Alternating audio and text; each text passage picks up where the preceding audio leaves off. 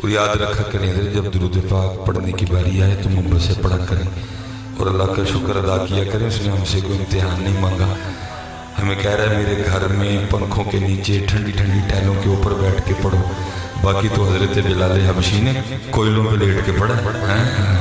हाँ जी हमसे उसने भी कोई इम्तिहान नहीं मांगा है। हमसे तो मस्जिद में बैठ के नहीं पढ़ा जा रहा है।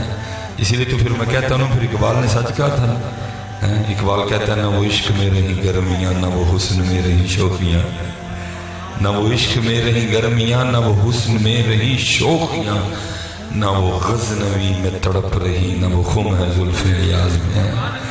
उन्होंने तो कोयलों पर लेट के भी हद हद के नारे मारे हैं और हमसे मस्जिद में बैठ के भी नहीं पढ़ा जाता।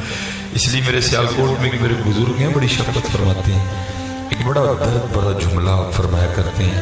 आप फरमाते हैं हमारे बड़े वो थे जिन्होंने लोहे के चने चबाए हैं। हमारे बड़े वो थे जिन्होंने लोहे के चने चबाए हैं और हम वो हैं कि मक्खन खाते हुए भी दांत घिसते हैं।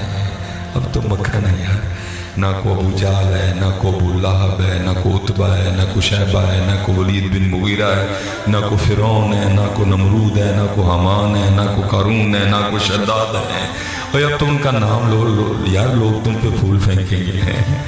अब तो उनका नाम लो, लोग तुम्हारे गले में हाथ डालेंगे यार, लोग तुम्हारी जूतियाँ उठाने के लिए आपस में लड़ेंगे। अब तो रंग ही कोई नहीं है। तो फिर भी अगर हम नाम ना लें तो फिर हमसे ज़्यादा कौन बदनसीब हो सकते।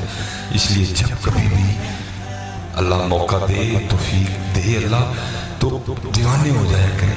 और मैं ये आपको अपनी तरफ से नहीं कह रहा, ये महबूब अलैहिस्सलाम की हदीस है, क्योंकि महबूब खुद फरमा रहे हैं। आप तो फरमा ही नहीं रहे कि सिर्फ जिक्र करना है, बल्कि आप क्या फरमाते हैं, औ अंत मजनून।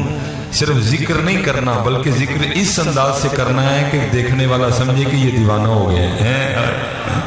देखने वाला क्या समझे, ये दीवाना हो गए। इसलिए दीवानियां लाओ वापस। ये जो हमारी दीवानियां छिन रही है ना दिन ब दिन, ये दीवानियां लाओ वापस कि जैसे उनका जिक्र हो, जैसे उनके जिक्र की बारी आए बस दीवानगी।